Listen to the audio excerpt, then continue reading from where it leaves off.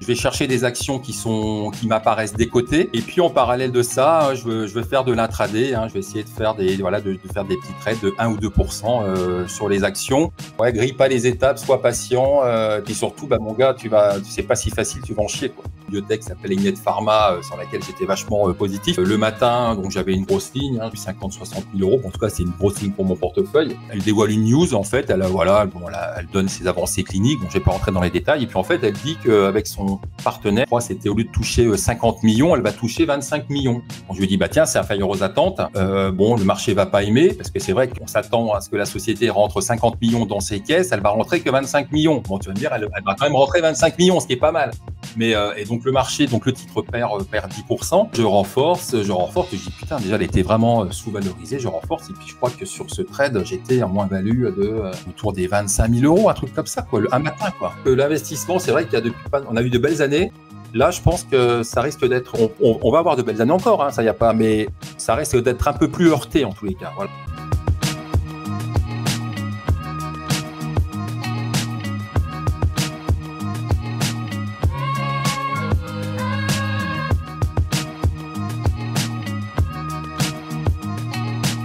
Bonjour à tous et bienvenue dans ce nouveau numéro d'entretien avec un trader. Aujourd'hui, je vais m'entretenir avec David Renan. David est un trader spécialisé dans les actions à petite capitalisation. Il est un vétéran du trading avec de nombreuses années d'expérience à son actif.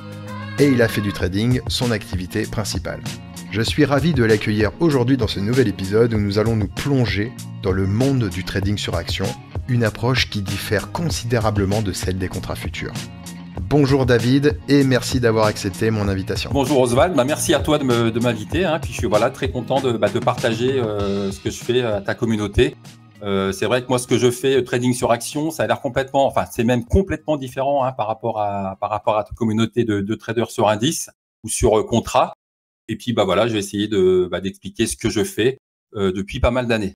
Pourrais-tu nous expliquer rapidement comment tu as découvert le trading et comment cette activité t'anime au jour le jour? Alors moi, l'activité de trading, c'est pas quelque chose c'est pas une chose à laquelle je pensais quand j'étais plus jeune. Moi, je suis d'origine, ma famille est d'origine modeste.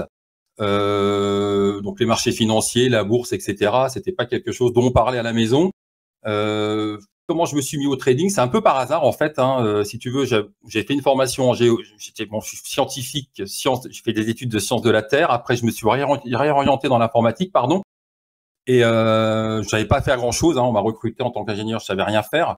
Et au bout de quelques mois, il y a la société en fait qui proposait à ses salariés d'acheter des actions à un prix préférentiel.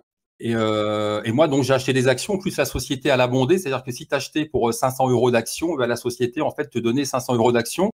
Donc voilà, j'avais peut-être 1000 euros à l'époque. C'était en francs, mais j'avais l'équivalent, je crois que c'était aux alentours des 7000 francs, peu importe. Et l'équivalent de 1000 euros. Et j'ai pris ces actions. Et puis au bout de quelques mois, l'action donc de ma société, elle s'appelait GFI Informatique, elle avait fait x3. Et je me suis dit, tiens, il y a quelque chose à faire. Alors, c'était pendant la bulle Internet. Alors, c'est vrai qu'à cette époque-là, il y avait beaucoup de sociétés d'informatique qui voyaient leur cours exploser. Donc, moi, le cours de ma boîte fait x3 ou x4. Je me dis, tiens, il y a peut-être quelque chose à faire. Et c'est là que j'ai commencé à m'intéresser donc au marché financier, aux actions. Voilà. Donc, et puis après, on va dire un peu le parcours habituel, beaucoup d'échecs. Et puis maintenant, pourquoi je fais cette activité? C'est par passion déjà d'une part. Et puis aussi, parce que ça me procure une indépendance. Ça me procure une indépendance. Et avant de parler vraiment, de rentrer un peu plus dans les détails sur ton trading, parce que c'est un trading, on va dire, plutôt orienté intraday, je crois. Alors, il y a de tout. Ouais.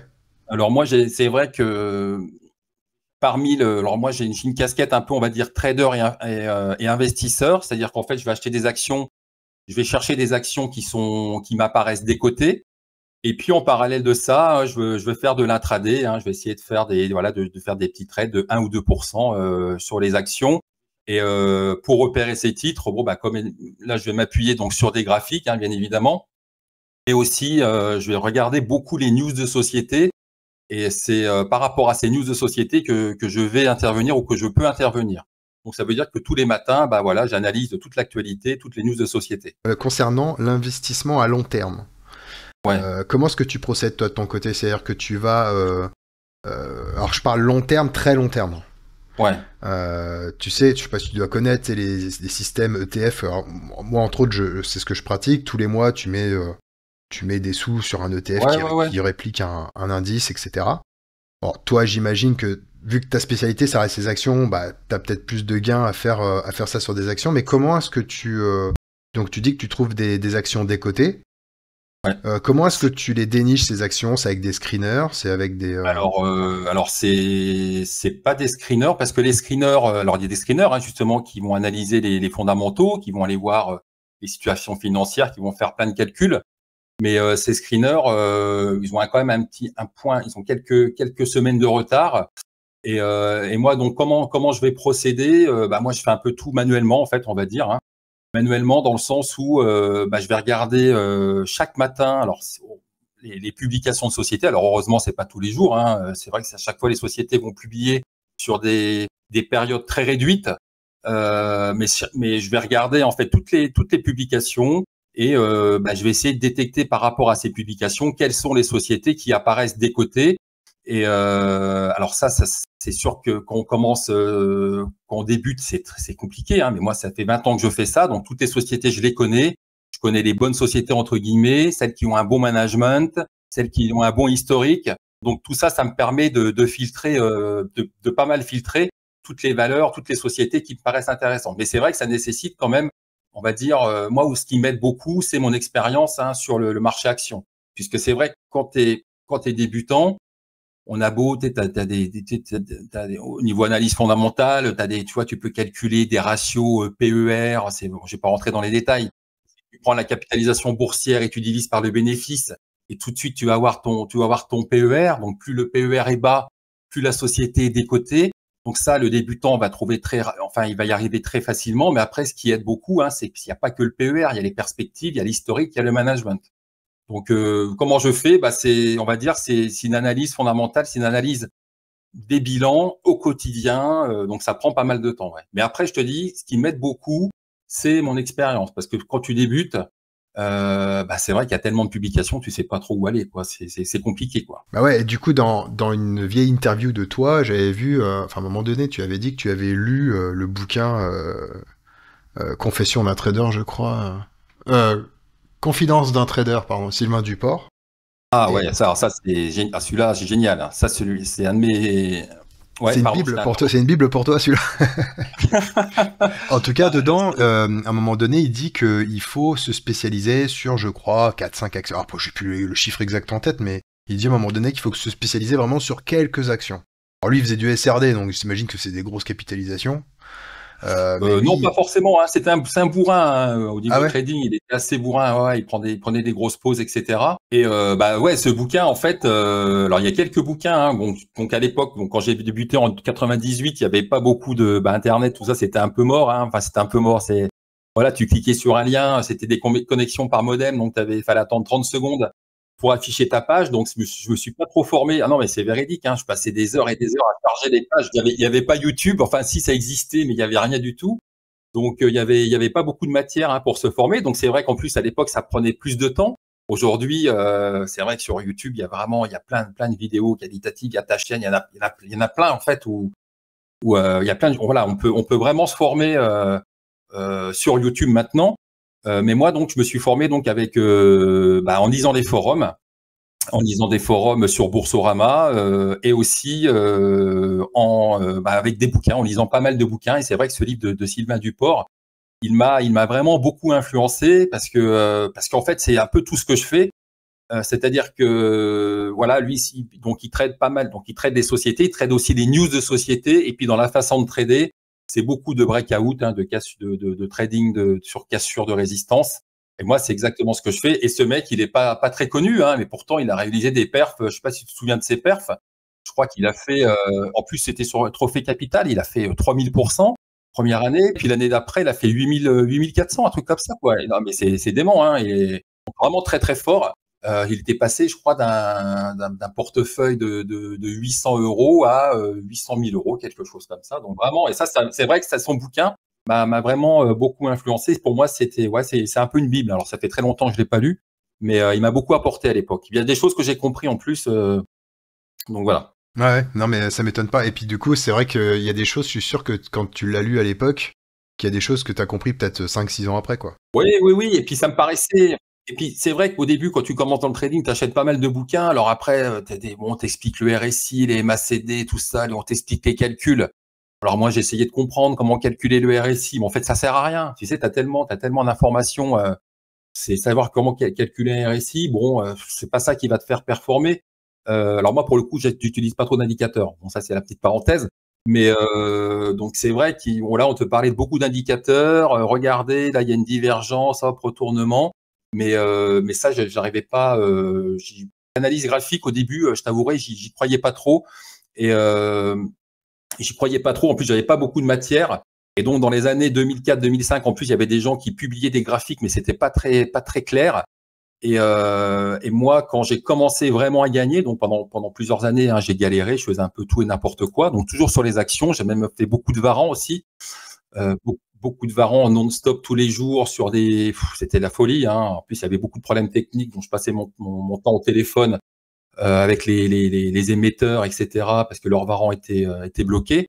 Mais pendant plusieurs années, voilà, j'ai galéré, j'ai perdu, et puis c'est là où ça va peut-être surprendre, hein, justement, toutes les auditeurs. Hein, c'est que moi, quand j'ai commencé à gagner, c'est en me basant en fait sur l'analyse fondamentale, donc en recherchant les titres décotés.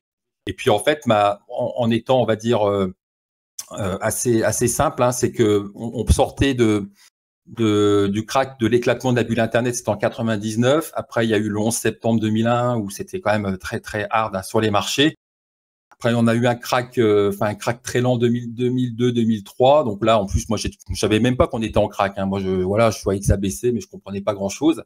Et là où j'ai vraiment commencé à gagner, c'est l'analyse fondamentale. Et puis surtout, voilà, c'est que tu avais en expliquant simplement, tu avais un secteur de l'informatique où tu avais, je sais pas, peut-être 50 sociétés, hein, qui étaient sur des cours relativement bas, et puis donc toutes les sociétés rebondissaient une à une, et puis par exemple, moi j'achetais celles qui n'avaient pas encore rebondi.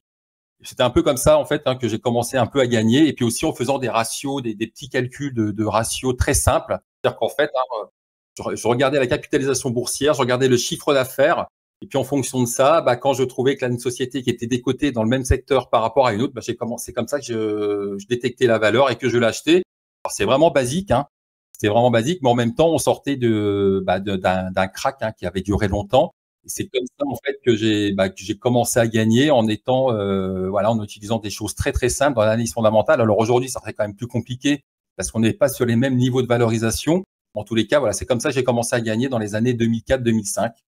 D'accord. Et puis après, j'ai découvert le trading après. Voilà. Et en fait, quand toutes ces années où tu as passé à scanner, on s'entend, hein, à analyser les boîtes et tout ça. Regarder partout. À regarder partout. Du coup, ça te fait un éventail de combien de boîtes, des entreprises que tu connais. Alors bon, j'ai pas de, là, j'ai pas vraiment de mérite au final, hein, parce que je suis dessus tous les jours depuis 20 ans, enfin pas 20 ans, mais depuis 2005. Donc après, ouais, j'ai peut-être 600, 700 boîtes. Mais après, je les connais pas toutes, mais voilà, je connais leur historique, je connais leur management. Je sais qu'il y a des sociétés qui peuvent te la faire à l'envers. Je sais qu'il y en a d'autres qui sont sérieuses. Je sais que, puis après, c'est vrai qu'il y a les boîtes, on connaît les boîtes. Et puis après, il y a aussi les cours de bourse. Parce qu'il faut savoir que sur le marché action, chaque action a vraiment sa propre histoire, son propre comportement. T'as des sociétés qui vont publier, il n'y aura pas de gap haussier, et puis il y en a d'autres où il y aura toujours un gap haussier. Donc vraiment, là où mon expérience, elle m'aide pas mal, c'est que je connais un peu, on va dire, la dynamique de chaque cours de bourse, la volatilité, comment ils se comportent, même les carnets d'ordre. C'est vrai que les carnets d'ordre, elles sont même caractéristiques par rapport, enfin, les carnets d'ordre sont différents par rapport aux actions. Alors bien sûr, sur les small caps, les carnets d'ordre sont plus creux. Mais voilà, donc je connais pas mal de boîtes, mais après voilà, c'est beaucoup de travail, hein. Puis d'ailleurs, je continue encore et ça me plaît, c'est ça, c'est une passion. Parce que c'est vrai que ouais, on peut pas, si c'est pas une passion, tu peux pas, Bien sûr. ça pourrait pas, ça serait pas, ouais. Mais de toute façon, c'est comme toute chose que tu entreprends dans la vie. Enfin, entreprends en mode entrepreneur. Du trading, c'est de l'entrepreneuriat en quelque sorte, parce que tu es livré à toi-même. Donc si t'aimes pas ce que tu fais, ça sert à rien de continuer, quoi. C'est voué à l'échec. Donc, Et puis surtout, c'est une activité quand même qui est prenante, qui met, on va dire, à mal les émotions, qui secoue un peu, ça peut être intense. Et puis c'est vrai qu'il faut être dessus. Hein, moi, je suis devant les graphes hein, en non-stop hein, toute la journée. Alors bon, je traite pas trop les marchés américains, mais ouais, jusqu'à 17h35, je suis devant mes écrans, quoi. bah, j'aurais envie de te dire, si tu trades déjà l'Europe, ça suffit, quoi. Ouais, bah là, je me focalise que sur Euronext, hein, donc c'est, on va dire, bon, 9h17. France, Pays-Bas, Ouais. Belgique, quoi. Ouais. D'accord, ok. Et D'accord. après, alors, c'est vrai que bon, je m'intéresse aux fondamentaux des sociétés, mais aussi je m'intéresse aussi aux biotech. Hein. C'est vrai que j'ai un éventail. Ouais. Je m'intéresse à pas mal de choses et je suis quand même beaucoup le marché américain, mais seulement la partie biotech. Il y a quand même de quoi faire, hein, il y a 600 sociétés. Alors là, pour le coup, je les connais quand même beaucoup moins bien que sur Euronext, mais il y a pas mal de sociétés que je connais, voilà, que je suis depuis pas mal de temps. Est-ce que tu fais aussi du trading purement graphique? Ah oui, bien sûr, ouais, Ouais. bien sûr. Alors c'est vrai que donc je fais du fondamental, donc ça c'est pour des pauses long terme. Et puis aussi, je trouve que le fondamental, quand je repère un titre, tu vois, décoté, qui m'apparaît décoté, bah pour moi, il a plus de probabilité de grimper que de baisser. Donc, je vais me créer des listes de titres décotés qui ont peut-être des configurations graphiques pas terribles, mais je sais qu'ils sont décotés et que ces titres-là, je vais les surveiller et je pourrais les acheter si justement ils ont des configs graphiques qui se redressent. Donc après, mon trading, oui, j'utilise beaucoup les graphiques. Hein. De toute façon, voilà, j'ai mes écrans mes graphiques, mes carnets d'ordre, etc. Mais après, mon trading, il est, on va dire, assez simple. Assez simple. J'utilise pas d'indicateur si ce n'est les volumes. Et puis après, voilà, moi, je fonctionne beaucoup avec les bougies et les droites de tendance, hein, support, résistance, et puis les canaux, les choses comme ça. Donc ça, c'est en weekly, en daily et aussi en vue 5 minutes ou 15 minutes. Et du coup, c'est un trading un petit peu où tu détectes un départ et ça break à un niveau et tu l'achètes, quoi. Ouais. Ouais, voilà, c'est ça. Alors après, voilà, c'est exactement ça. Donc j'ai des screeners aussi qui vont surveiller les variations de volume, parce que quand tu as des variations de volume sur les actions, c'est qu'il y a peut-être quelque chose qui se passe, il y a peut-être justement une résistance qui est en train de lâcher. Donc voilà, mon indicateur vraiment favori, c'est les volumes. Et puis après, je vais surveiller les ruptures d'obliques, de canaux. Tu vois, tu as un canal baissier, je sais pas, tu as un titre qui est englué dans un canal baissier 5 minutes pendant 3 heures, casse ce canal par le haut. Bon, bah là, voilà, je vais tenter quelque chose. T'as jamais entendu parler de tout ce qui est les concepts ICT, smart money, tout ça? Non, non, non, pas C'est du vraiment tout. la Non. construction du prix en fonction des liquidités, Ouais, des non, non, mais values. c'est vrai qu'il y a plein de, justement, j'avais regardé sur ta chaîne, il y a plein de notions et c'est là que je trouve que le trading, tu me posais la question au début, pourquoi tu t'es mis au trading, c'est que je trouve que c'est vraiment une activité intellectuellement qui est incroyable où tu apprends des choses tous les jours. Il n'y a pas beaucoup de métiers où on apprend des choses tous les jours et je me suis dit, mais attends, il y a encore plein de choses à découvrir. Non, non, pas du tout, hein. Donc, il y a pas mal de choses justement dont vous parlez là, sur votre chaîne. Mais non, non, il y a plein de choses hein, que même le market profile, on en entend un peu plus parler maintenant. Je Bah, connais pas. Hein. je Bon, c'est sais vrai, pas je suis si, assez bah, basique. je pense que sur Action, alors après, ça doit être plus sur des grosses capis, je pense. Parce qu'il faut Ouais, quand même il faut pas qu'il y ait juste du volume. parce que le problème avec les small caps, enfin moi en tout cas, j'ai très très peu d'expérience sur le sujet, hein, mais j'ai pratiqué pendant quelques mois. Oui. Et du coup, en fait, c'était souvent, les small caps, c'est souvent, bah, t'as une pauvre ligne qui ressemble à rien, t'as des bougies, hein.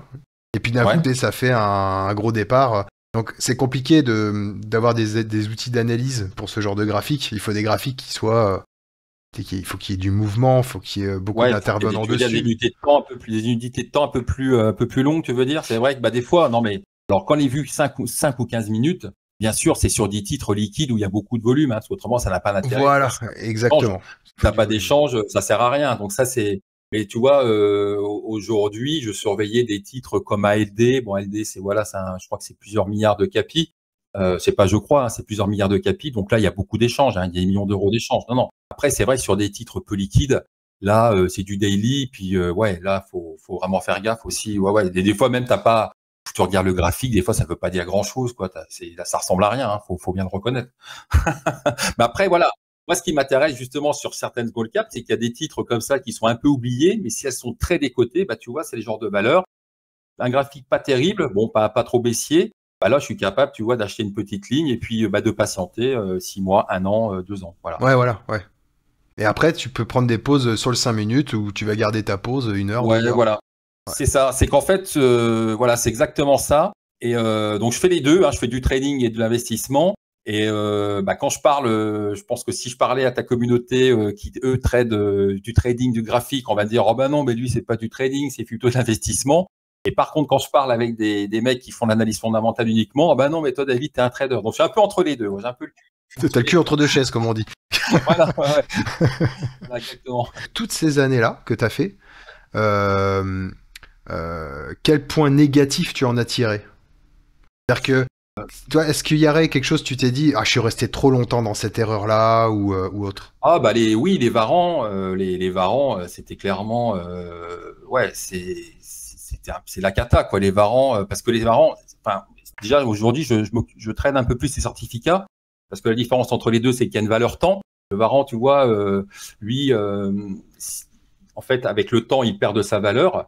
Et moi, en fait, j'essayais de faire du trading sur les varans, mais c'est très compliqué. Même aujourd'hui, avec l'expérience que j'ai, j'y arriverai toujours pas à faire ce que je faisais, hein, puisque j'étais sur des publications. Toi, il y avait des sociétés qui publiaient. Quand je me souviens, il y avait Carrefour qui publiait. J'achète le varan, putain, ouais, le truc se casse la gueule. Enfin, c'est très compliqué parce qu'en plus, il y avait les varans ne suivaient pas à l'époque forcément l'évolution des sous-jacents, des actions. Donc, ouais, les varans. De toute façon, je me suis vite rendu compte que tout ce qui était, même après, j'ai essayé un peu les indices, mais pareil avec les outils de l'époque. Donc, je traîne encore aujourd'hui un peu les indices, mais plutôt pour protéger mon portefeuille. D'accord. Et c'est vrai que c'est quelque chose, j'ai l'impression, où c'est compliqué pour moi en fait. Hein. C'est compliqué peut-être parce que ça demande plus d'exigence ou de. C'est pas la même gymnastique, tout simplement. Ouais, j'arrive Ouais. pas. Hein. J'ai un petit fonds d'investissement aussi. Là, j'essayais d'acheter des pauses euro, dollars, etc. Ouais. C'est quelque chose. J'ai du mal en fait. Et c'est vrai que sur les actions, bah là, je suis beaucoup plus à l'aise. Bah, c'est ça, Et il faut puis, rester sur. voilà. Après, c'est vrai que peut-être que c'est quelque chose qui demande aussi de trader les actions, qui demande un peu plus peut-être plus de travail, pas au niveau du graphique forcément. Ouais. Si on veut trader petites, bien sûr. Mais derrière, si on veut faire de l'investissement, ouais, peut-être que ça nécessite plus de lecture. Ouais, tout à fait. Ok. Et c'est ce que je crois. Hein. Puis après, voilà. Puis c'est vrai qu'il faut avoir le courage aussi de vouloir se plonger dans des chiffres. Hein. C'est vrai que tout de suite, c'est vrai qu'un graphique tout de suite. C'est vrai que quand tu connais pas une action, quand même, ce que je fais aujourd'hui, c'est que j'ai quand même voir le graphique tout de suite, voir un peu l'évolution du titre. Bien sûr. Et après, je vais voir le bilan, je vais voir un peu ce qui se passe, ce qui s'est passé. Et donc, tu es amené à protéger du coup ton portefeuille avec du BX4 ou avec ce genre de choses? Ah, alors le BX4, alors non, jamais, parce que Ouais. le BX4, non, c'est pas un produit. Tu sais, tu as le bêta sleeping, etc. Pour ceux qui savent pas, le BX4, c'est le reverse du CAC, si je dis pas de conneries. Voilà, c'est un tracker qui fait x1,8 ou x2. Donc alors, pour moi, sa seule utilité, c'est de pouvoir le mettre en PEA, mais c'est pas assez souple, quoi. Moi, je préfère des certificats parce que le BX4, lui, alors les dernières fois que je le tradais, j'en ai acheté. C'était il y a plusieurs années. Je crois que ça clôturait à 17h35, alors que le certificat, ça continue de côté. Et puis surtout, je trouvais que ça marchait pas très bien en fait. Au niveau, c'était pas la bonne, ça réagissait pas aussi bien. Alors, je vais pas dire qu'il y avait une arnaque, mais je trouve que les certificats répondent beaucoup plus au mouvement des indices. C'est quelque chose que je connais pas du tout, les certificats. Oh, bah après, tu trouves ça chez les courtiers français classiques. Alors moi, il y a Citigroup, ESG, il y en a pas mal. D'accord, ok. Etc. C'est un peu comme des varans, sauf que il y a pas de. Alors après, tu as différents types de certificats. Hein. Tu en as qui sont limités, tu as les baisses, en fait, tu en as plein. Mais moi, ce que j'utilise, c'est vraiment pour des positions baissières, parce que quand le CAC grimpe, je préfère trader les actions avec un peu de levier, je fais un petit peu de SRD. Voilà. Et du coup, tu n'as jamais shorté? Ah si. Mais c'est compliqué de shorter, je trouve. C'est compliqué. Moralement, ça te pose pas de problème de shorter une entreprise? Non. Bah, par exemple, je vais te dire, hein, quand il y avait je sais pas si tu as vu la SVB, hein, qui a fait faillite aux États-Unis là, suite à la remontée des taux. Je sais pas si tu te souviens, en mars. J'ai pas fait. Non, enfin, oui, mais. SB Bank. Ouais. Bah là, je sortais l'ASG, là, tu vois, je sortais un peu les indices. Non, ça d'un point de vue moral, non, parce que ça apporte de la liquidité, tout ça. Non. Ouais. Après, quand je dis c'est compliqué, déjà, on peut pas shorter toutes les valeurs. C'est vrai que là, c'est là où ça restreint beaucoup. C'est que, même au niveau des bancaires, mais mon broker ne me permet pas de tout shorter. Alors déjà, c'est toutes les sociétés du SRD. Ouais. Et puis il y en a certaines, on peut pas.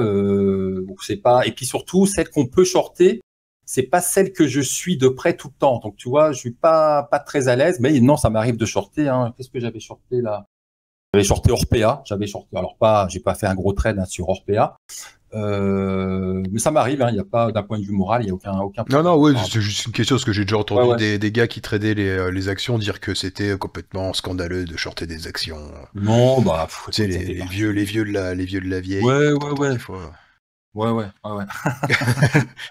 Mais... Non, il n'y a pas de problème. Non, puis après, même, il y en a aussi certains, faut pas acheter les valeurs de l'armement, du secteur de l'armement, tout ça. Après, si on commence à rentrer dans ce... après, t'as les normes ESG, si tu veux, là, le pétrole, non, ça pollue, donc on va acheter les sociétés pétrolières, enfin, on n'en finit pas, quoi. Déjà, c'est compliqué de gagner sur les marchés actions, alors si en plus, il y a tu t'imposes d'autres barrières, on va pas s'en sortir. Oui, c'est sûr. Moi, je trade ce qui est autorisé de trader, voilà.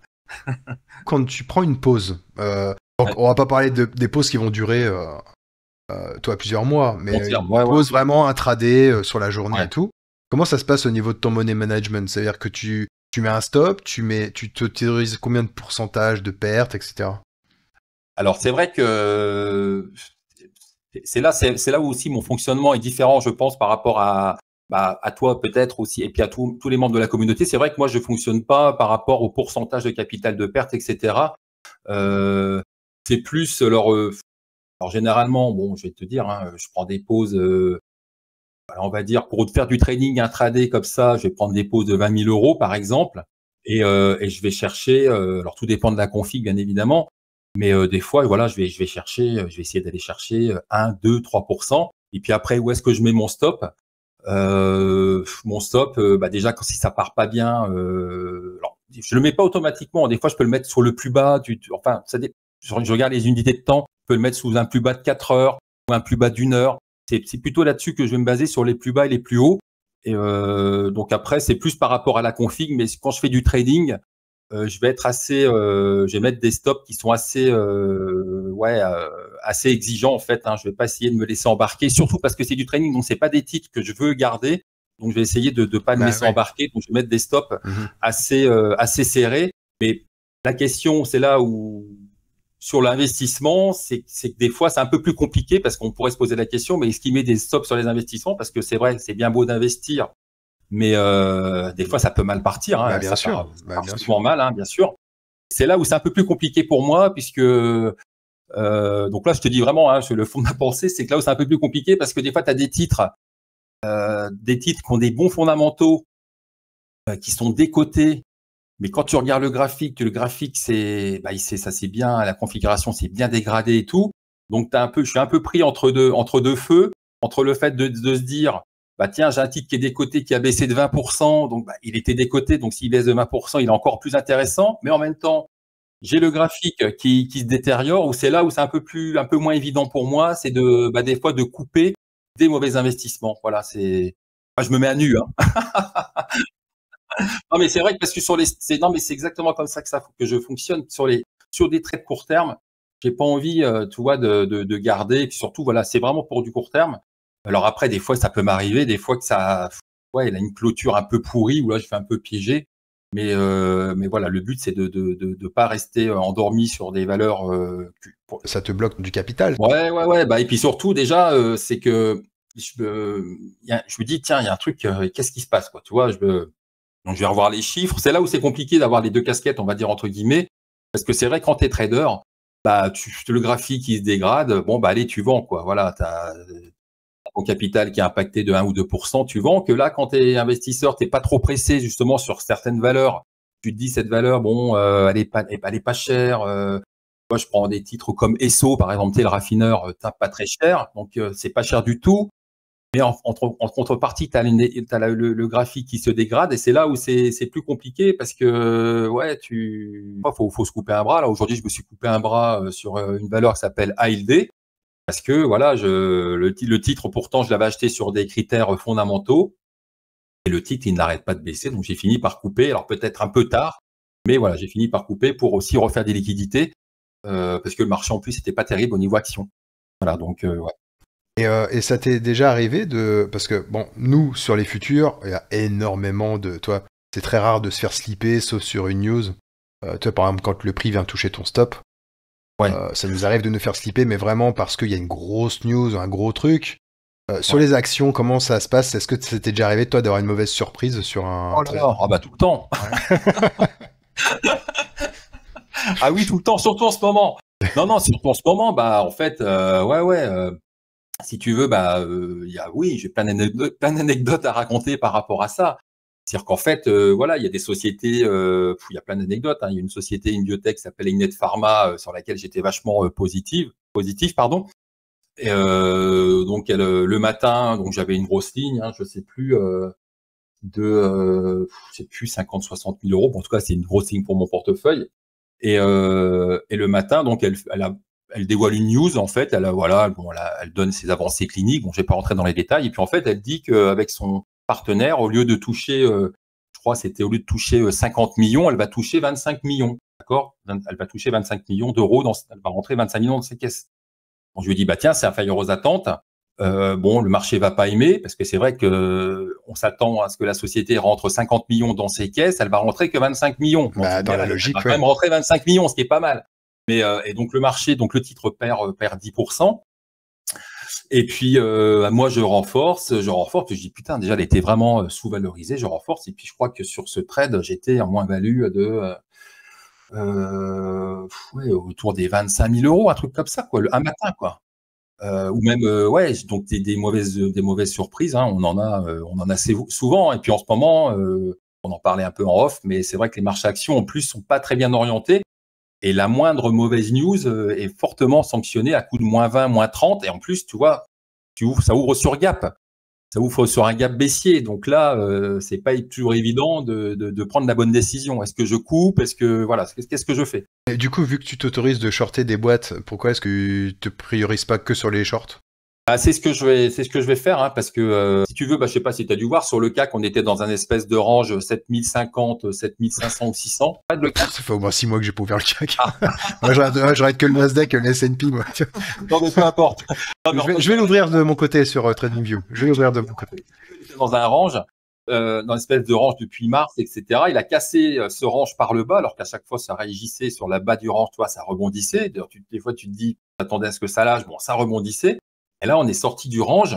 Et là, pour moi, les marchés sont en train de changer. En tout cas, les marchés actions. Il y a les taux qui continuent de flamber, les taux à 10 ans, les taux à 2 ans, etc. Et c'est vrai que les rendements obligataires deviennent intéressants et les liquidités quittent les marchés actions. Donc, il va falloir vraiment se focaliser maintenant sur la VAT, sur les ventes à découvert. Et c'est là où c'est pas évident, c'est que même aujourd'hui, à l'achat, c'est pas évident. À la vente, parce que tu vois, ça ouvre sur gap, c'est assez violent, hein, mais il va falloir se focaliser là-dessus, ouais. Ouais, bien sûr.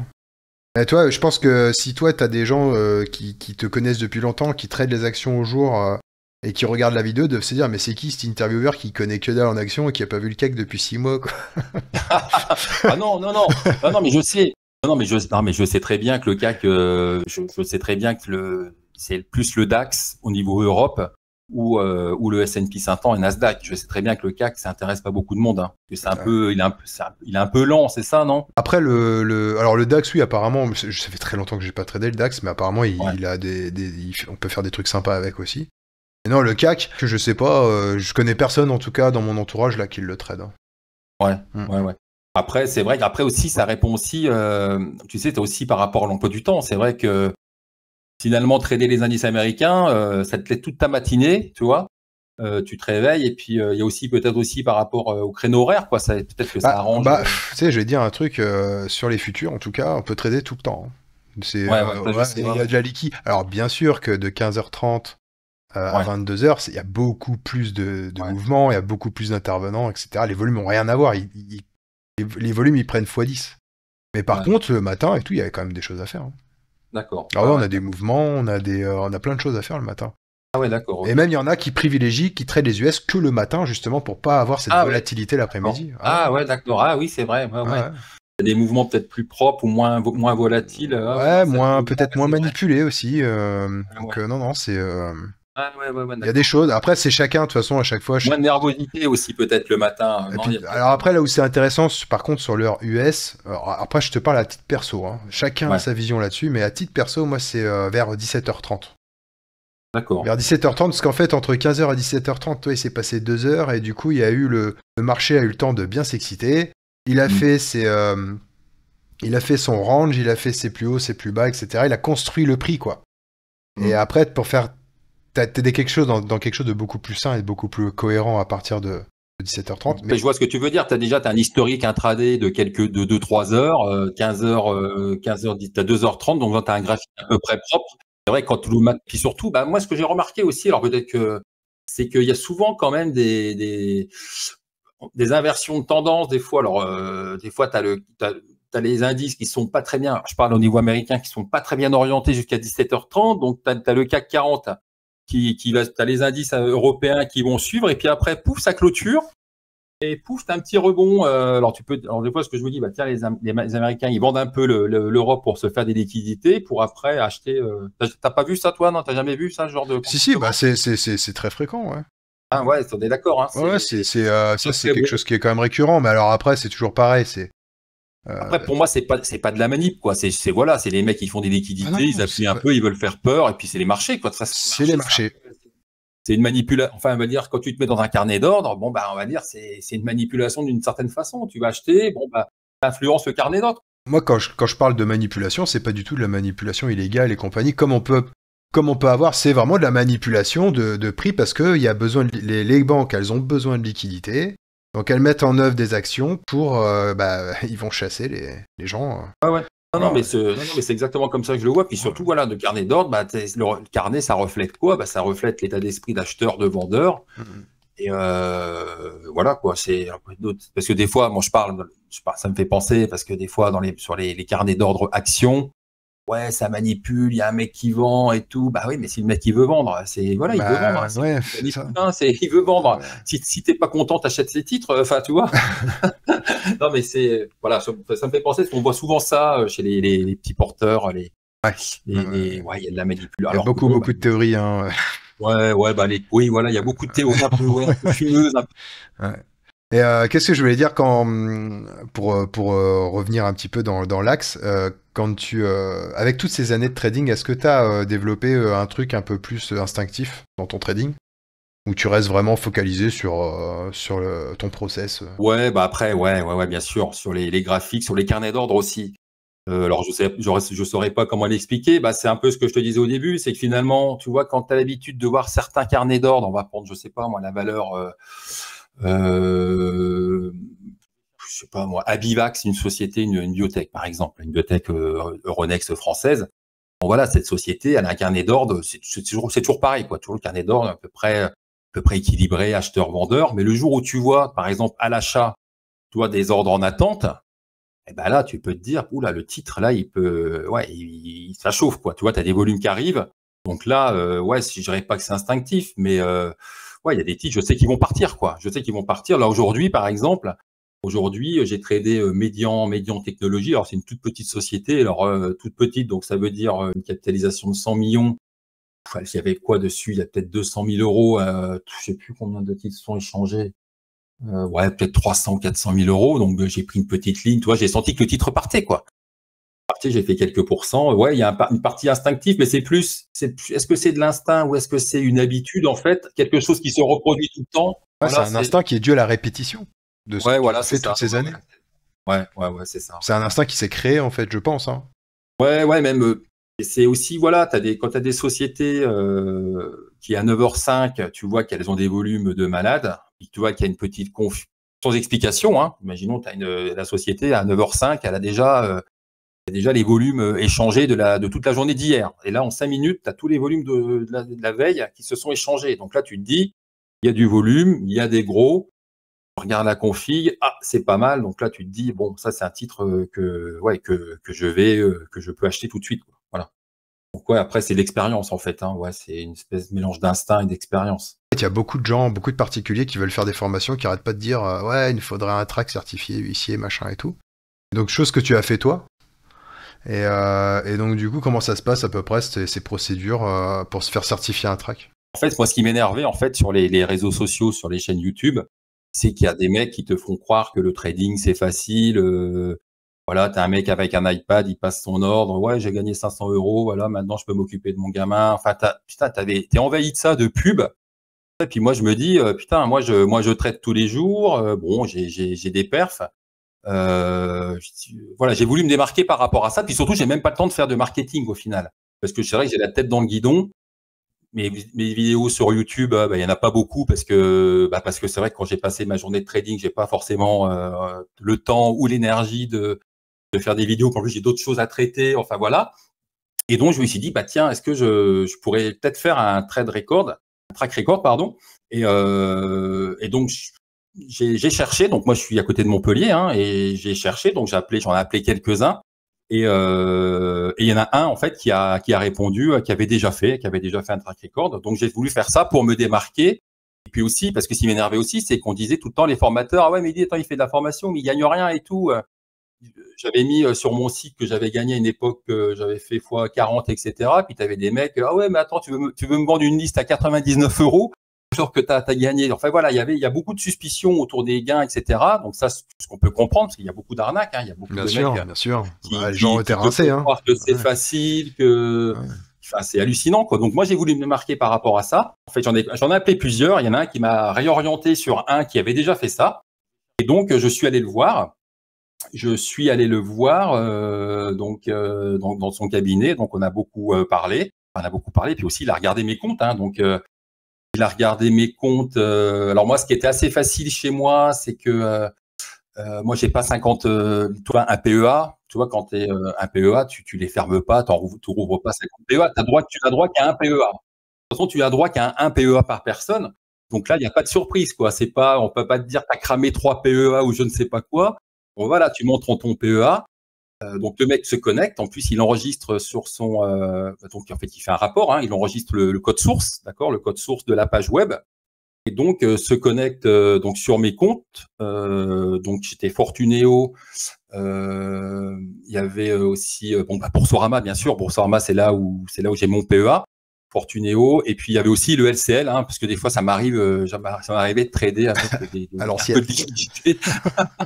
T'aimes bien payer, histoire de payer un petit peu de courtage. Un peu de trésorerie. Alors bon, en plus c'est un peu n'importe quoi parce que c'est vrai que les frais, etc. Bon, j'avais un peu des frais un peu réduits. Donc en fait le mec se connecte. Puis bon, sur le PEA c'est très facile en fait, hein, parce que donc tu as la valeur de ton PEA à l'instant T. Et puis en fait, tu regardes en fait, tu peux pas verser plus de 150 000 € sur ton PEA. Donc moi, j'avais versé 150 000 €. Donc on a fait. Alors j'y suis allé 2 fois, hein. La dernière fois, je crois que j'avais presque 1 million d'euros sur le PEA et j'avais retiré, je sais plus, 400 000 €. Donc déjà, voilà, grosso modo, j'avais gagné plus de 1 million et quelques d'euros sur le PEA. Donc c'est très facile, tu vois, c'est très facile déjà de montrer, voilà, ton PEA est positif. Ouais, c'est pas comme si tu avais 10 000 comptes partout. Ah ouais, c'est plus sur les actions.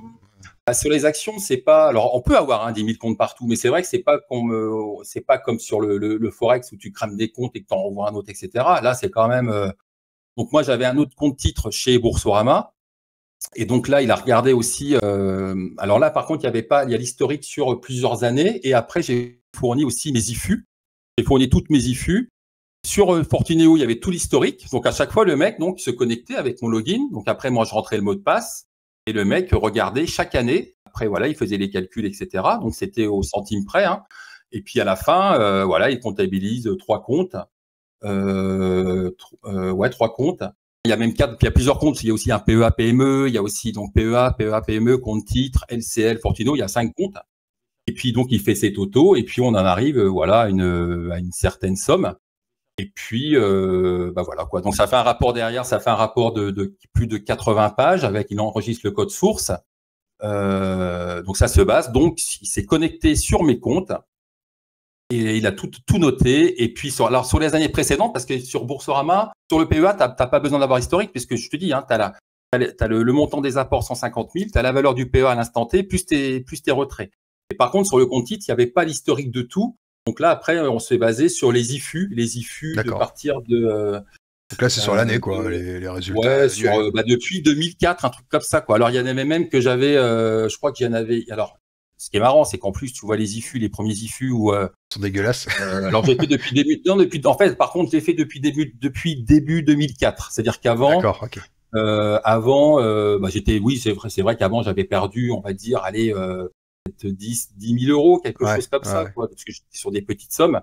Tu vois, puis surtout, quand j'avais fait mon investissement donc dans ma société, j'avais 1 000 euros, donc ça fait x 4 000, donc ça m'a permis de m'amuser, entre guillemets, mais de reperdre tout ce capital entre 99 et 2004. Et donc voilà, c'est à partir de 2004 que j'ai fait ça vraiment en ayant une stratégie, pas en faisant n'importe quoi.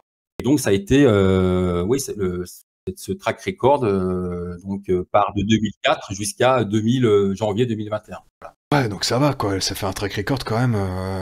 Tu peux pas être plus transparent, quoi, pour le coup. Le PEA, d'ailleurs, oui, mais d'ailleurs, personne ne fait ça, parce que c'est vrai que, alors moi, franchement, j'ai pas, alors il y en a un qui m'ont, parce que il y en a qui m'emmerdaient, oui, mais montre-nous ton truc. Je dis, mais attends, mais je peux pas t'envoyer mon track record, parce que dedans, il y a un peu ma vie, quoi, parce que c'est ça, faire un track record, c'est un peu se mettre à nu, tu vois, alors il y a eu des années, alors j'ai fait une vidéo sur YouTube d'ailleurs là-dessus, mais il y a des années où tu fais des pertes. Hein. Moi, je gagne pas. Voilà ce que j'ai oublié de dire. Bon, aussi à dire à tes auditeurs, c'est que moi je gagne pas tous les ans en fait. Hein. Voilà, faut être bien transparent. Je gagne pas tous les jours. Il y a des années de pertes. Après voilà, ce qui se passe, c'est que je gagne plus que je perds. Voilà, c'est ça qu'il faut voir. Mais donc voilà, pour faire un track record, c'est pas évident parce que je dis donc tu te mets à nu. Puis surtout, tu vois, le mec, il était sur mes comptes LCL. Il regardait les fiscalité LCL, tout ça. Bon après voilà, je l'ai fait. Je pense pas que je le referai. Mais bon là, j'étais content de le faire parce que j'en avais marre de voir les formateurs, ceux qui font des formations. Ouais, maintenant il gagne. C'est pas possible. Si le mec il serait pas sur Twitter, s'il avait gagné 2 millions. Enfin voilà, tu vois, c'est bon voilà. Donc en tout cas, j'ai démontré ça, puis j'invite les autres à le faire, quoi. Surtout ceux qui critiquent. Quoi. De toute façon, le ratio.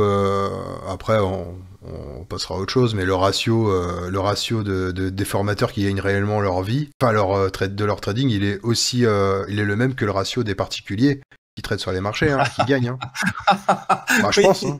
Ah non, mais c'est vrai. Non, mais c'est là où tu vois que ce milieu est c'est assez incroyable en fait. Hein. C'est je vais pas citer de nom. Non, assez incroyable. C'est assez incroyable et même ça dégoûte parce qu'en fait, parce que ce qui se passe aussi, c'est que moi, c'était une façon de faire du marketing au final. Tu vois, moi, je fais pas de vidéos, et c'est vrai que le mec, quand t'as des mecs qui font des vidéos tous les jours, etc., des trucs bien, là, tu te dis que le mec déjà, il traite pas quoi. C'est pas plus difficile que ça quoi. Et puis surtout, quand tu vas, nous on est deux, hein, moi j'ai une offre, hein, voilà, on est deux, mais en fait on n'a pas le temps, on traite toute la journée, et puis c'est vrai que le marketing c'est pas quelque chose, c'est pas évident quoi. C'est un truc, c'est surtout le marketing, il faut le faire après les marchés quoi, après la clôture des marchés. Quoi, t'as pas. En plus c'est pas quelque chose que j'affectionne particulièrement. Alors j'avais une personne qui me faisait un peu des articles, etc. J'en ai même une, hein, j'en ai un qui me fait des articles sur des sociétés. J'ai un copain aussi qui m'a fait mes pages de vente, etc. Et c'est vrai que quand t'as fait ta journée, moi j'ai pas forcément la force. Puis surtout, tu vois, je préfère me focaliser sur les news de société. Tu vois, on en revient toujours au même. J'ai envie de regarder un peu l'actualité, les biotech US, là, qu'est-ce qu'elles vont faire ce soir. Voilà, c'est plus ça qui va m'exciter que de faire du marketing. Ah ouais, c'est. En tout cas, ouais, c'est. Tu pouvais pas faire plus transparent que. Parce qu'un huissier, c'est assermenté, hein, ça. Ouais. Après, alors après, on peut toujours dire, oui, attends, t'as montré que tes comptes gagnants, etc. Oui, mais bon, j'ai pas non plus 50 comptes quand tu fais. C'est 7 ans avant que ce soit des 5 ans. 5 ans, d'accord. C'était 5, ouais. Et puis surtout, tu peux pas mettre plus de 150 000 euros. Voilà. Donc déjà, ton PEA, tu l'ouvres à l'instant T, voilà, il a telle valeur. Puis en fait, tu vois les retraits, tu vois le nombre de retraits que tu as fait depuis son existence. Tu vois, c'est, je crois que moi j'ai retiré depuis autour des 400 ou 500 000 euros, quelque chose comme ça, tu vois, depuis. Voilà, je fais des travaux, pas mal, j'aime bien aussi en profiter, mais voilà, PEA, tu peux pas mentir. Et puis bah sur les autres aussi, parce que de toute façon, voilà, ce que je veux dire, c'est que bah, tout est, voilà, j'ai essayé de montrer au maximum, et puis surtout personne ne le fait, c'est ça qui est hallucinant. Non, c'est ça, ouais, bah oui, c'est compliqué. Nous, on en voit beaucoup par rapport à nous, comme on est sur propre firme, nous on traite pas nos capitaux et tout ça. Bah c'est très simple, toi, de faire croire que. Et les seuls qui montrent une légitimité, c'est ceux qui arrivent à retirer. Et ça, tu l'as sur les sites, enfin, sur un des sites en tout cas, ils le montrent, quoi. Alors, t'as le certificat de retrait. Et c'est la seule preuve qu'on peut avoir pour. Mais il y en a beaucoup, le matin, ils vont monter des grosses PNL, des machins, mais c'est super simple de faire ça, en fait. Tu vois, déjà, c'est pas tes fonds. Et de deux, tu peux cramer le compte, bah c'est pas grave, t'en rachètes un autre. Et enfin bon, parenthèse fermée en tout cas, mais Ouais. non mais c'est Non, mais c'est vrai que c'est un vaste sujet, Ouais, hein, ouais. mais bon, est-ce que ça vaut le coup à chaque fois de toi? Moi, je sais qu'on en a parlé là avec Thomas, on a parlé là sur un podcast qu'on a fait ensemble. On s'est dit, on en parle une fois, et on n'a même pas été trop loin, toi, on en parle une Non, fois. puis Et puis, surtout, non, mais en plus, faut se débat focaliser, clôturé, faut se focaliser sur ce qu'on fait nous, parce que et voilà. c'est vrai qu'il y a matière, c'est vrai qu'il y a matière à critiquer, mais en fait, ça sert à Ça quoi? sert à rien. Après, ceux qui vont le faire en permanence, c'est peut-être aussi pour se valoriser, tu vois, c'est aussi ça, mais ça sert pas à grand chose, quoi. C'est surtout une perte de temps, hein, au lieu Et de baver, d'énergie, bah, ouais, d'énergie, ouais. voilà, de l'énergie pour pas grand chose. Est-ce que tu as à un moment donné compris que la psycho avait une part importante, ou alors tu as compris ça dès le début, ou alors peut-être que tu as déjà une mentalité, une psychologie qui fait que tu n'avais pas forcément besoin de faire quelque chose. Par exemple, est-ce que tu as des rituels? Est-ce que quand tu vas te prendre des grandes claques, est-ce que tu as des choses que tu mets en place? Quand je me réveille, moi, la chose que je fais, je regarde les futurs. Et bim. Et déjà, mon réveil, c'est mon téléphone sonne et tout de suite, je regarde les futurs. Ah, c'est vrai, je suis encore allongé, hein.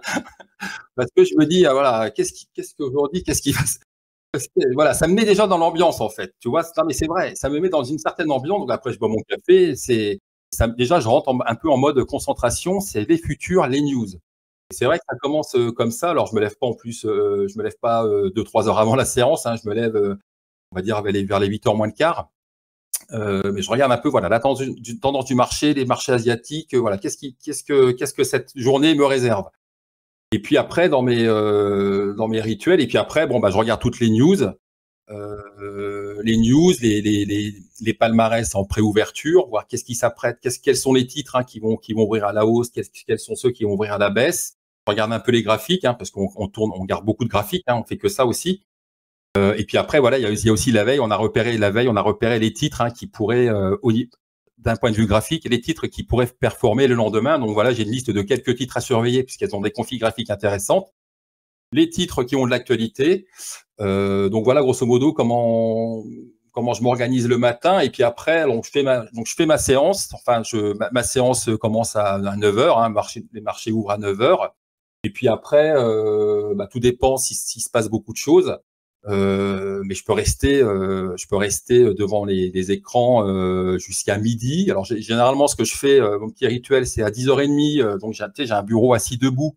Donc, je lève mon bureau pour me détendre un peu. Donc là, je suis debout. Et puis après, quand j'ai un peu de temps, moi j'ai un jardin, j'ai un grand jardin. Il y a pas mal de boulot. Donc en séance, quand il se passe pas grand chose, ou même quand je me prends des claques, eh bien, je vais faire un tour dans mon jardin, je regarde ma piscine, voilà, j'essaie un peu de me changer les idées, de prendre un peu l'air, de trouver un autre équilibre, en fait, on va dire, mais en séance. Et puis même des trucs cons, hein, c'est vrai que moi, c'est le fait, bon, j'ai acheté une belle voiture, donc je vais dans ma voiture des fois, tu vois, je regarde, ah tiens, bon voilà, c'est bien. Non, mais en fait, j'ai besoin de me rassurer. En fait, c'est un peu Ouais, ça. c'est ça, ouais, je comprends. ça peut paraître un peu ridicule, hein. Pas du tout. Et puis surtout, bon, bah voilà, je sais que, alors, c'est vrai qu'en ce moment, c'est pas mal ça en ce moment, hein, voilà. Tu vas souvent voir la voiture. Tu vas souvent dans le garage. Tout dans le jardin. Il est vraiment bien entretenu. Non, mais. Le voisin, il doit se dire, putain, en ce moment, David, il doit galérer sur les marchés. Le mec, il m'a demandé si je voulais pas m'occuper de son jardin à côté. Non, mais mes enfants, on va regarder un peu les devoirs. J'essaie un peu de me changer les idées par rapport au marché. Voilà. Voilà, grosso modo, les trucs un peu pour faire retomber la pression. Alors après, évidemment, quand tu fais des belles perfs et tout, bon, je le fais encore, hein, je vais voir ma famille quand même, il n'y a pas de problème. Mais c'est vrai ce qui est marrant, c'est j'éprouve plus le besoin d'aller voir ma famille, d'aller voir mes enfants, etc. Quand ça va pas super bien sur les marchés. Et du coup, tout ça, ça t'évite de tilter, quoi, tout simplement. Ah bah, alors moi, ce qui m'évite de tilter, moi, c'est plus la limite, oui, il y a ça, et puis après, c'est plus, j'aime bien sortir, je suis fan de musique, beaucoup de concerts, de soirées, etc. Donc moi, c'est plutôt ça qui me permet ma famille, bien sûr, mais aussi, tu vois, de voir mes potes, de faire des bonnes soirées. Par exemple, là, dans 2 semaines, là, je vais à Paris, après je vais aller à Bruxelles. Faire des soirées électro, etc. Donc c'est ça qui permet de relâcher la pression, de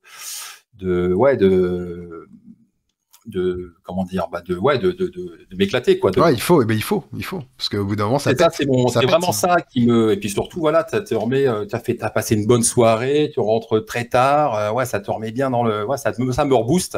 Ça fait vraiment du bien. En tout cas, moi, c'est vraiment mon équilibre, hein, c'est vraiment ça qui m'aide beaucoup, hein, c'est le fait de ma famille, et puis le fait de pouvoir décompresser, en soirée, des concerts, etc. Sortir un peu, parce que c'est vrai que quand tu traites, t'es chez toi toute la journée, donc c'est aussi ça, le fait de sortir un peu de chez toi, quoi. Si tu pouvais revenir en arrière, il y aurait un conseil que tu te donnerais à toi-même pour gagner du temps? Ne sois pas pressé, en fait. C'est parce que c'est vrai que faut être patient, c'est ce que je me dirais, parce que c'est vrai qu'au début, et justement, en fait, l'avidité, parce on n'arrête pas de nous dire que les marchés, ouais, c'est facile, etc. Et ça, c'est dans la tête des gens, hein. Le trading, c'est facile, tu gagnes plein d'argent, etc. Et donc, du coup, au début, tu crois que toi aussi, hein, tu te crois même plus malin que les autres, donc tu vas y arriver aussi.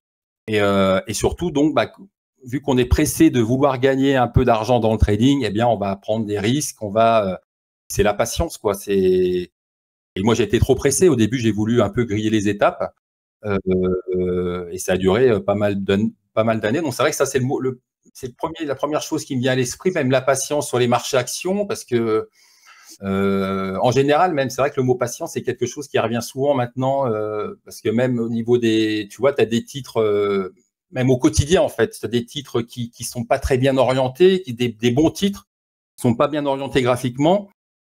Tu sais que ces titres-là, ils vont rebondir, et tu as plein de gens qui veulent les acheter parce qu'ils ont beaucoup baissé. Et non, en fait, faut être patient parce que c'est pas le bon moment, parce que faut attendre que graphiquement, déjà que le titre se stabilise un peu, tu vois. Puis moi, ce que j'aime bien trader, c'est parce que souvent les gens achètent des supports. Moi, je fais pas ça, en fait, hein. Moi, les supports, sur action, hein, Oui. ça marche, bien sûr, hein, ça marche, mais bon, aussi un support, hein, s'il est aussi fait pour être cassé, mais quand un titre arrive sur un support, il arrive sur un support, ok, mais moi, ce que je préfère, tu vois, je préfère voir ce titre-là qui va faire un range, tu vois, qui va consolider sur le support. Et moi, ce que j'aime bien, c'est plutôt le trader lorsqu'il fait le breakout, lorsqu'il sort. Ouais, donc c'est la patience d'attendre qu'il fasse ce scénario. Voilà, moi, c'est une sorte de patience. Et moi, maintenant, c'est vrai qu'avec le temps, ce genre de choses, j'arrive beaucoup. Alors qu'avant, pourtant, j'avais de l'expérience, hein, j'étais gagnant sur les marchés. Des fois, avant, tu avais des titres décotés, tu vois, qui tombaient, et je les achetais, quoi. Je les achetais et toi, tu essayes de retourner le couteau qui tombe, quoi. Et non, tu as un titre qui est pas cher, mais il peut aller plus bas, quoi. Faut pas sous-estimer le potentiel baissier d'une action, même si cette action est de qualité. Faire un temps fou à essayer d'aller vite, quoi. Ouais, voilà, c'est ça. Et puis surtout, que c'est très difficile. C'est difficile. C'est vrai que ça, grille pas les étapes, sois patient. Et puis surtout, mon gars, c'est pas si facile, tu vas en chier, quoi. Tu sais, c'est le conseil que donnent la plupart des gens que j'interviewe. Hein. Ouais. Alors ouais, c'est Bah tout le ouais, temps c'est pareil. vrai que À chaque fois, le syndrome mais de tous les êtres humains qui se lancent dans le trading, sauf si t'as tout de suite des bons mentors ou des vrais traders qui t'ont pris sous leur coupe. Mais ouais. sinon, c'est d'essayer d'aller trop vite. Et moi, je le vois dans le Discord. J'imagine même pas. Après les mentors, après le truc, c'est que même si t'es pris s'il y a un mentor qui te prend avec lui sous son aile, à un moment, bon, le mec, il va t'aider, il va te faire performer, il va te tirer vers le haut, tu vas progresser, etc. Mais à un moment, je pense que c'est plus fort que la nature humaine. Il t'a besoin faire ton truc à toi. de sortir un peu de Ouais. ce mentor, de te dire, bon, attends, mais le mec, il me dit qu'il faut pas rentrer, mais attends, moi, j'ai, tu vois, Ouais. et puis c'est comme ça qu'on apprend. C'est vrai qu'on a beau oui. avoir un mentor, moi, je le vois, en fait. Je le vois chez des abonnés qui sont, au début, tout se passe bien, etc. Puis après, bah, j'ai acheté ça, ah non, mais là, je sentais, ah ben non, tu vois, c'est ça. Tu vois, à chaque fois, tu sors un peu puis c'est là, en fait, où tu sors un peu et puis c'est là où tu te prends des gamelles. Donc, c'est vrai que les mentors, ça marche bien pour aider, mais les débutants, ils ont besoin, je pense que tu apprends malheureusement avec tes propres échecs. Les besoins, ils ont un peu besoin de trouver un peu leurs limites.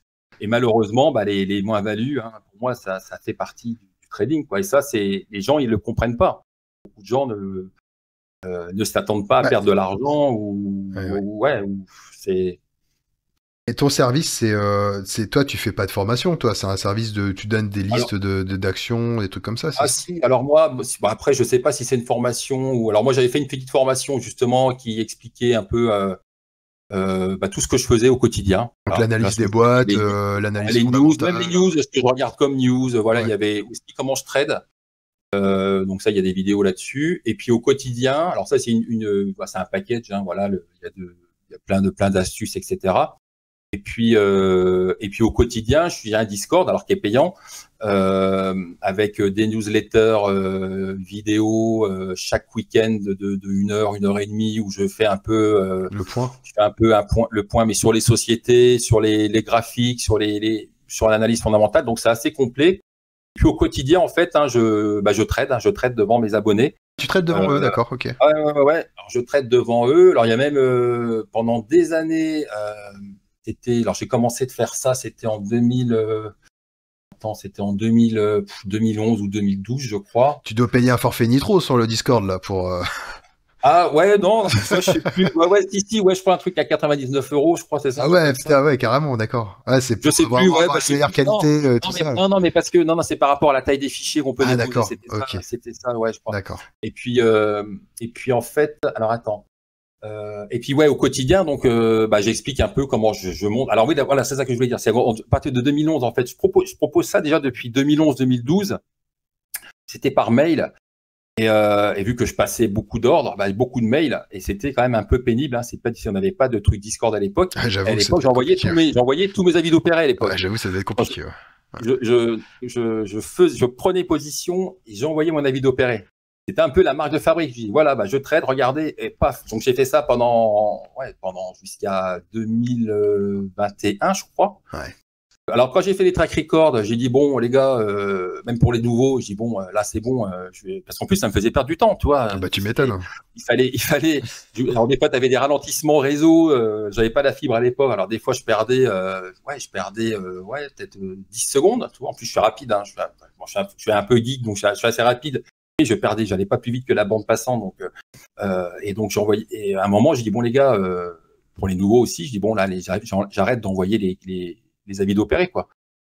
Bon là encore je le fais des fois de temps en temps, j'envoie mes avis d'opéré, mais j'envoie mes trades. Voilà, j'envoie mes trades. Ouais. Et puis surtout, on parle beaucoup de psycho justement, toutes les sociétés qui publient, tout de suite je dis ce qui va pas dans la publication et ce qui est bien et ce qui est pas bien. Donc, si tu veux, avant l'ouverture des marchés, je fais un peu un petit débrief avant l'ouverture, quel titre il faut surveiller, tu vois, et quel titre aussi, quel titre risque de fortement chuter. Il y a un petit débrief et puis après, je dis voilà, je peux rentrer sur tel titre, etc. Et puis après, donc quand je trade, voilà, j'envoie mes avis d'opéré. Alors des fois, quand le titre est pas trop liquide, je dis non, j'ai pris de trade, mais c'est pas la peine, hein, c'est mort là, c'est trop tard. Donc voilà, tout au quotidien. Donc les abonnés en fait partagent mon quotidien et en fait je suis avec JM qui est un excellent trader qui était était un de mes clients à la base, hein, puis qui est vraiment excellent, quoi. D'accord, Voilà, ok. on est tous les deux à détecter voilà, des publications, des news, et puis aussi des graphiques qui vont bien, quoi. Et puis ça permet de pas trader tout seul, quoi. Ouais, parce que c'est vrai aussi, c'est vrai que, alors moi les newsletters, je fais des newsletters vidéo, tu vois, les week-ends. Mhm. Alors c'est vrai que des fois, franchement, j'ai pas trop envie, tu vois, c'est les week-ends. Alors c'est vrai que je bosse pas mal. Et le fait de faire des newsletters vidéo, bah, ça permet aussi de se forcer à, tu vois, à synthétiser tout ce que je vois. Et des fois, en préparant ces newsletters, eh ben, putain, je vois des trucs que j'ai pas vus la semaine, quoi. Donc, ça me permet aussi, récap, en fait, ça me fait même un plan, tu vois, parce qu'en plus, cette newsletter que je fais, donc elle est au format vidéo et aussi PDF, parce que c'est ce que je dis, hein, je sais très bien, les mecs, que vous n'avez pas forcément le temps d'organiser une vidéo 1h30 tous les week-ends. Donc, il y a un PDF qui synthétise tout. Et moi, je me sers de ce PDF aussi pour intervenir sur les marchés, quoi. Donc, ça me fait aussi une feuille de route par rapport à ce qui s'est passé, par rapport aux titres que je dois surveiller. Alors, bien sûr, j'ai mes listes, hein, sur Pro Real Time, et ça me fait voilà, ça me fait un peu une feuille de route pour la semaine, quoi. J'utilise aussi cette newsletter au format PDF, moi aussi. D'accord, ok. Donc, non, bah écoute, super, hein. En tout cas, bah, Ouais. j'ai une dernière petite question. Est-ce que tu as des projets? Ouais. Des projets, je sais pas. Des projets, bah non. Des projets, continuer à faire du trading. Non. Alors, non, mais non, je plaisante, hein. Non. Alors après, non. Continuer, parce que continuer. Ouais, bien sûr. Non, continuer de faire ce que je fais. Et puis c'est vrai que bon, c'est un rythme quand même très intense, hein. Je fais ça depuis pas mal d'années, parce que c'est vrai que bon, je me suis, on va dire, professionnalisé entre guillemets à partir de 2015. Donc c'est du trading, c'est beaucoup de préparation, etc. Comme je le disais au début, c'est vrai que c'est la passion qui permet de pouvoir faire tout ça, mais c'est quand même, ça fait des grosses journées. Donc peut-être que d'ici quelques années, voilà, je ferai certainement, je prendrai un peu de recul par rapport à ces formations. Peut-être que je ferai des newsletters. Mais voilà, les projets, c'est plutôt d'ici 5 ans, peut-être de prendre une retraite, quoi. Voilà, une retraite, on va dire, être un peu moins présent sur les réseaux. Bon, en même temps, je suis pas très présent, hein, sur YouTube, mais peut-être d'être un peu moins visible, on va dire. Mais en fait, je sais pas, parce que c'est vrai que je te dis ça là aujourd'hui, mais ça reste une passion. Comme tu dis, de toute façon, je sais pas ce que. Un jour, un mec qui m'a dit, mais David, putain, mais t'as vu tout ce que t'as gagné, mais à ta place, putain, mais j'arrêterai, quoi. Putain, t'as toujours de l'énergie. J'ai dit oui, franchement, si j'arrête demain, qu'est-ce que je fais? Je saurais pas quoi faire. Donc c'est vrai que voilà, c'est vrai que si demain je devais arrêter de trader, alors après peut-être que c'est une addiction, hein, j'en sais rien, peut-être un peu certainement, mais c'est aussi une passion. Et donc ouais, je sais pas, j'ai pas de projet bien défini. Il m'a dit que sur quasiment la totalité de ses proches qui ont fait le même métier que lui, la plupart n'ont pas pu continuer à trader, ils se sont basculés vers l'investissement uniquement. Parce qu'ils avaient tous de gros capitaux dans tous les cas. Ouais, voilà, Tous de gros capitaux. Et Ouais. après, ils se sont orientés parce que c'est quelque chose qui te bouffe. Ah ouais. Non, mais c'est vrai que là, c'est vrai que le trading, alors je parle sur le trading action, hein.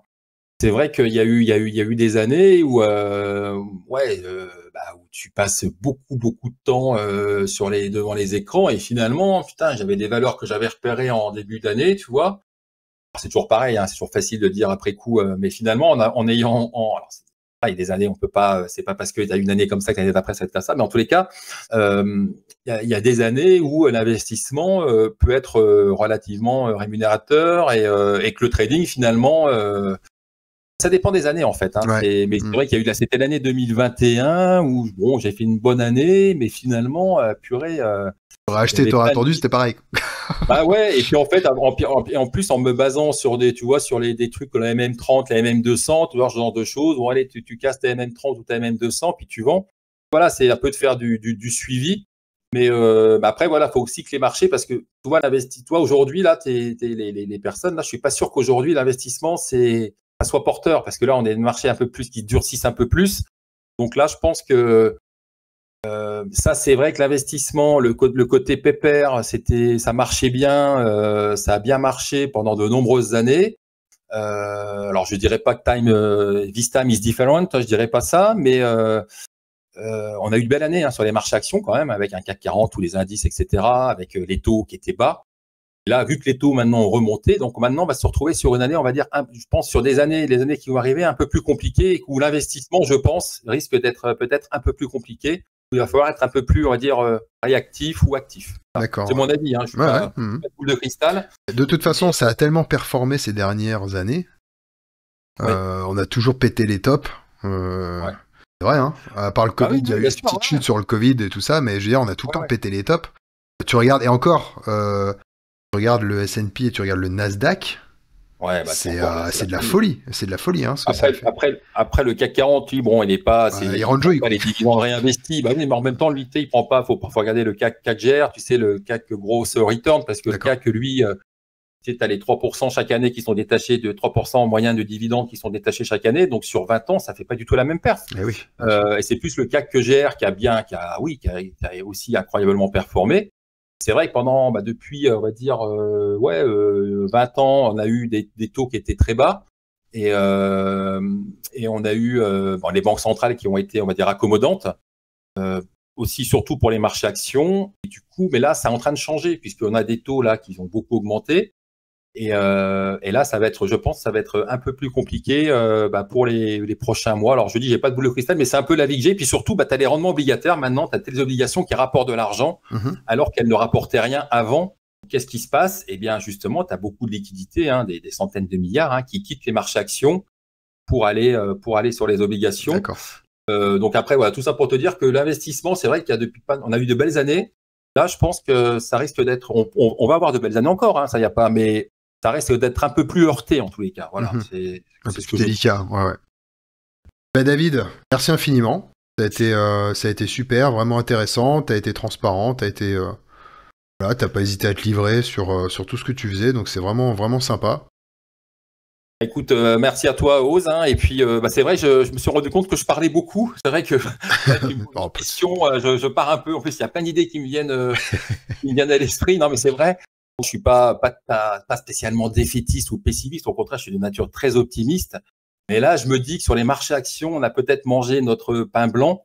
Et puis voilà, peut-être que je me trompe. J'en sais rien.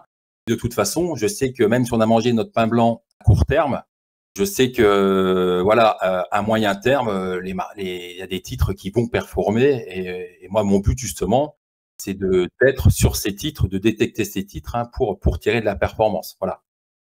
C'est vrai qu'à court terme, ça sera peut-être un peu compliqué. Super David, merci pour tout en tout cas. Et puis merci à vous de nous avoir écoutés. Et je vous dis à la prochaine. Ciao ciao. Ok, bye, merci.